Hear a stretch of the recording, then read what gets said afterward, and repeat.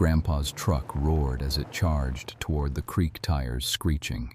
Brad Walker, the HOA security guard with a badge complex, had been parking on our land for months, treating it like his personal lot.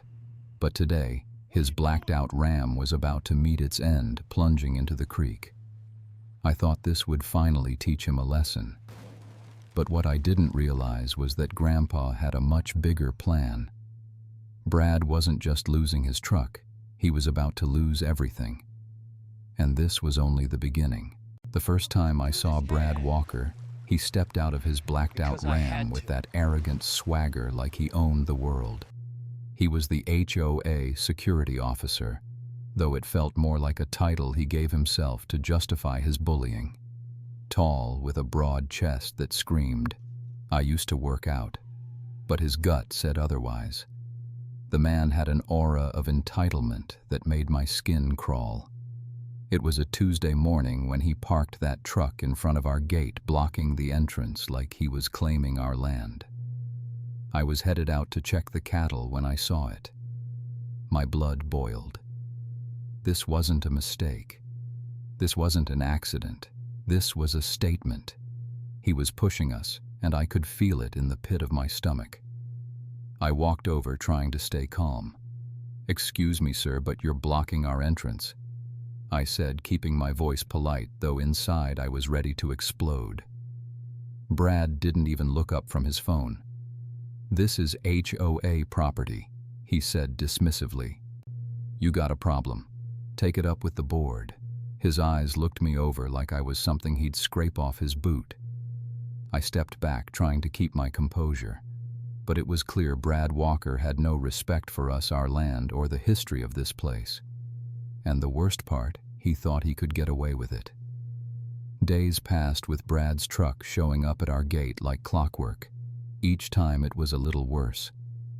The first few days I thought it was just an accident, a misunderstanding. But after a week it was clear. Brad wasn't just parking there, he was staking a claim on our land. Every time I tried to reason with him, he'd smile that smug smile of his and walk away. One morning I caught him standing across the street with some HOA buddies watching us. They laughed, glancing over like we were some kind of joke. I was furious but kept my cool. He didn't just park his truck, he was making a point. "Need a hand, farm boy," he called out as if I was the one causing trouble. "Parking's a little tight. Maybe you should get used to it." I didn't reply. This wasn't just about a truck. This was a man with too much time on his hands and too much power in his mind. He was here to push us out, and he was making sure we knew it. The tension thickened. Brad's truck became a permanent fixture.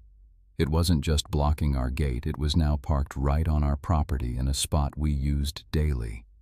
I tried to talk to him again, but this time his attitude was different. He wasn't even pretending anymore. "You don't own this land," Junior Brad said with his usual smirk, tossing me a fake legal paper. "The HOA has jurisdiction here now." I couldn't believe it. This was our land. Our family had been here for generations. He was trying to push us around, claim things that weren't his. The paperwork was garbage, nothing official. But Brad didn't care. He stepped up to me, taller and louder, his tone growing more aggressive. "You want trouble, because I'm here to give it to you." I tried to stay calm. "This is private property. You can't just park here whenever you want." He laughed in my face. "Guess we'll see about that."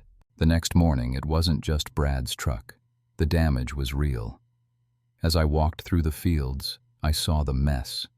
Garbage was scattered across our land right by the barn where we kept our equipment, and the fence posts Grandpa had installed. They'd been moved, the posts knocked out of place. This wasn't just about parking anymore. They were trespassing, damaging our property. I felt my hands shake with anger as I snapped pictures. There were tire tracks everywhere showing where Brad and his crew had been. They had no right to do this, but they had done it anyway. Grandpa arrived just as I was taking pictures. He didn't say anything at first. He just stood there looking over the damage. I didn't need to say it. He knew exactly what had happened. "He's pushing us," Jake Grandpa said quietly. But I think it's time we pushed back. The next day, I wasn't ready for what came next. Brad had called the cops, but not for what I thought. I was in the barn when I saw 2 police cars pull up. At first I thought maybe this was it. Maybe the law would finally do something about Brad's harassment. But when the officer got out of his car, Brad was standing there waiting for him, grinning. "These people are harassing me," Brad said, pointing at us like we were the criminals.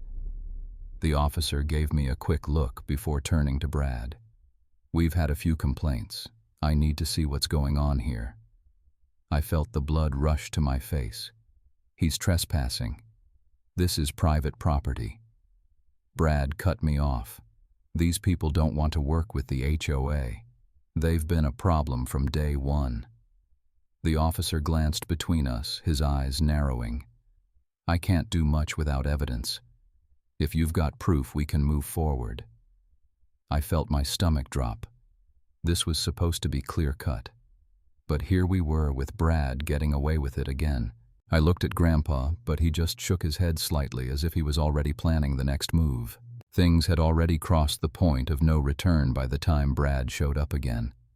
This time he wasn't just parking his truck. He had 3 other vehicles with him, men from the HOA, sitting around grilling and drinking beer in front of our gate like it was a park. They were all laughing, oblivious to the fact that they were trespassing. I walked outside, my blood boiling. Grandpa was right behind me. As I approached, Brad stood up slowly, looking me over. "What's the problem, farm boy?" he asked, holding a beer in one hand. "You've got a little too much space for someone like you." I stepped forward, fists clenched. "You've crossed a line, Brad. This is our land. Pack up and leave." Brad smiled like he didn't even care. "It's just a little HOA business. You wouldn't understand." I was done. I could feel the anger bubbling up, but I held it in. This wasn't just about him anymore. This was about standing up for what was ours. "You've got 10 minutes to leave, or we'll call the sheriff," I said, voice low and steady. Brad just laughed and looked at his buddies. "Or what, Junior, you gonna call the cops again? Guess what, I know them all. This is just the beginning." That was the moment I knew. This wasn't going to stop until we fought back. And when Grandpa looked at me with that familiar, dangerous glint in his eye, I knew we were about to take this fight to the next level. The next morning, we knew things were about to get worse. Brad had made it clear he wasn't backing down, and we weren't going to either. When the sheriff's truck pulled up to our gate, I had a knot in my stomach. I expected Brad to be there making more excuses, turning this into something it wasn't. Sure enough, his truck was parked right in front of our gate, blocking it once again. But this time, he wasn't alone. He had his entire crew with him, guys from the HOA, all standing there with crossed arms, acting like they owned the place. And there he was, Brad, leaning on his truck like he was the king of the world. I didn't even have to say anything. I just walked up to the sheriff. "Is this how we're doing it now?" I asked, voice tight. "Brad Walker is blocking our gate, trespassing on our land, and he's got the nerve to call the cops on us." The sheriff, a big guy I'd seen around before, stepped forward, looking at Brad. Brad just smiled, a smirk that made my blood boil. "This is a neighborhood issue," Brad said smoothly. "These people refuse to cooperate with the HOA. I'm just doing my job. Your job." The sheriff raised an eyebrow. "Looks to me like you're causing a lot of trouble for a neighborhood that isn't even yours." I could feel the tension building. Brad's smirk faltered for just a second, and I knew we were finally getting through to him. The sheriff was on our side, even if it wasn't obvious yet. But this wasn't over. I had to take it further. I pulled out my phone and showed the sheriff the photos. "Here's the thing," I said, flipping through the pictures. "This is our land. Brad has been parking here blocking our gate, and now he's even damaging our property. You want proof? I handed the sheriff the photos of the damaged fence posts, the garbage left on our land, and the video of Brad parking right in front of our gate again. Brad's face turned pale as the sheriff looked over the evidence. I could see the wheels turning in his head. Brad wasn't as untouchable as he thought. "You've been taking pictures of this?" the sheriff asked me, his tone softer now. "Yeah," I said, "for weeks. We've got more." The sheriff didn't even look at Brad as he handed back the phone. "I don't know what kind of authority you think you have, Mr. Walker, but you're not getting away with this. You've been trespassing and causing damage. This isn't a civil issue anymore, it's criminal." Brad looked stunned. He stammered for a second before forcing a laugh. "This is ridiculous. I have every right to patrol this neighborhood." "You don't have any right to patrol anything here," the sheriff said, his voice sharp. "You're not even a real officer." He turned to Brad's crew. "You all better clear out before I make a few calls of my own." Brad's face went red. He stepped forward, his fists clenched, ready to lash out, but the sheriff raised a hand, signaling for his deputies to move in. "You're under arrest, Brad," the sheriff said, his voice calm but firm, "for trespassing, property damage, harassment, and impersonating an officer." The deputies moved quickly, cuffing Brad before he could react. The man who thought he could control everything in this neighborhood was now the one being controlled. Brad's crew just stood there stunned, watching as he was led away. "Don't worry," the sheriff said, nodding at me and Grandpa. "We've got this. This isn't over for him." I couldn't help but feel a rush of relief. The war had taken a turn. The man who had harassed us for so long was finally getting what he deserved. But there was more to it than just this. I turned to Grandpa, who had been quietly watching the scene unfold. Grandpa gave me a look that spoke volumes. "This is just the start, Jake. The rest of them will follow. We've got the evidence, and now it's our turn to set things right."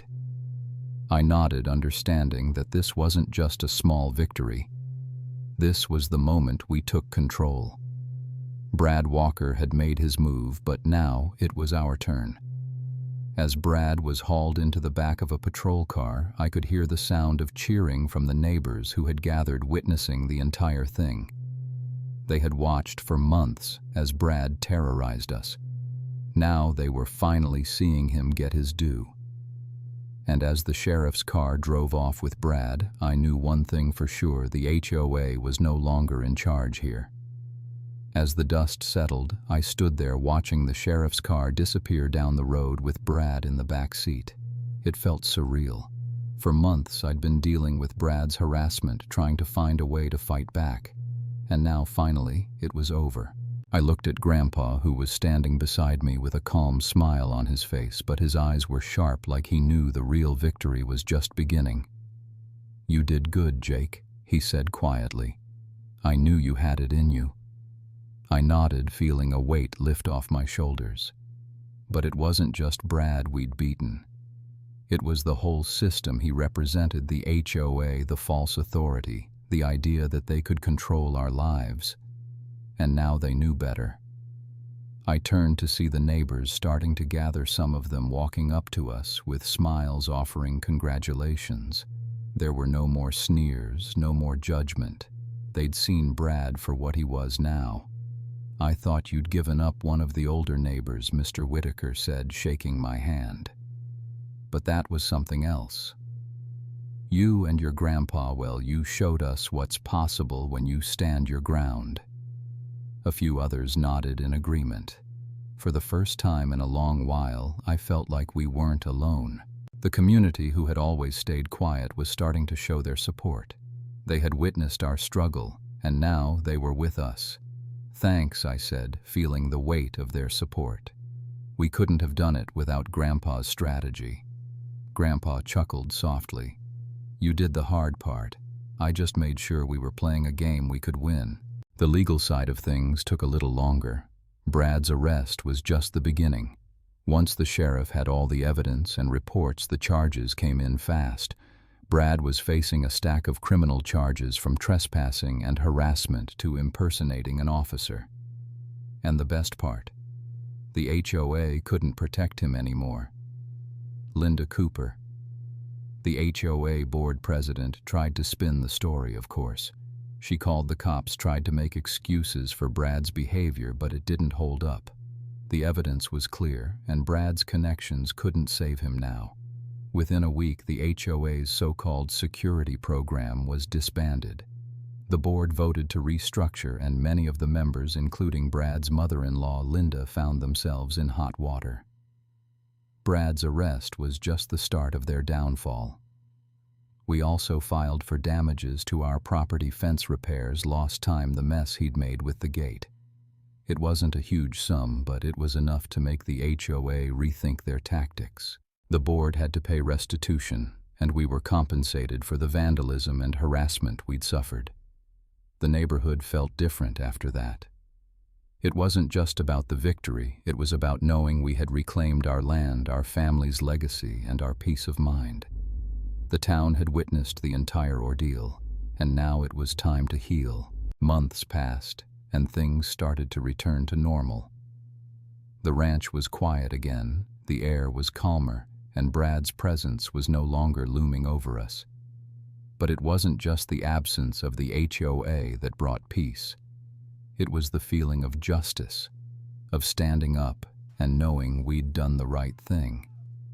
Megan came by more often, her law career beginning to take off after her win in helping us build our case against Brad. We'd had a long conversation one night, and she told me how proud she was of how we handled everything. "You've taught me a lot, Jake," she said, her eyes bright with admiration. "You stood up for your family, your land, and your rights. That takes courage." I smiled, feeling grateful. She was the reason we had all the legal leverage in the first place. Without her research, without her drive, we wouldn't have had the ammunition to fight Brad the way we did. One afternoon, Grandpa and I were sitting on the porch watching the sunset. The whole ranch was peaceful again. The creek flowed calmly as we sipped on iced tea, the hum of the land all around us. "You did good, Jake," Grandpa said, his voice steady but full of pride. "You stood your ground, just like I taught you." I looked over at him, seeing the wisdom in his eyes. He'd been through so much, but he never gave up. Now neither would I. "And you," I said, "you taught me the real lesson. Never underestimate an old man with a plan." Grandpa chuckled. "That's right. And always make sure you know how to play the game." As the sun dipped below the horizon, I realized something. This wasn't just about winning against Brad. It was about knowing that when life throws challenges our way, we don't run. We stand firm. We fight for what's ours. And in the end, justice always finds its way.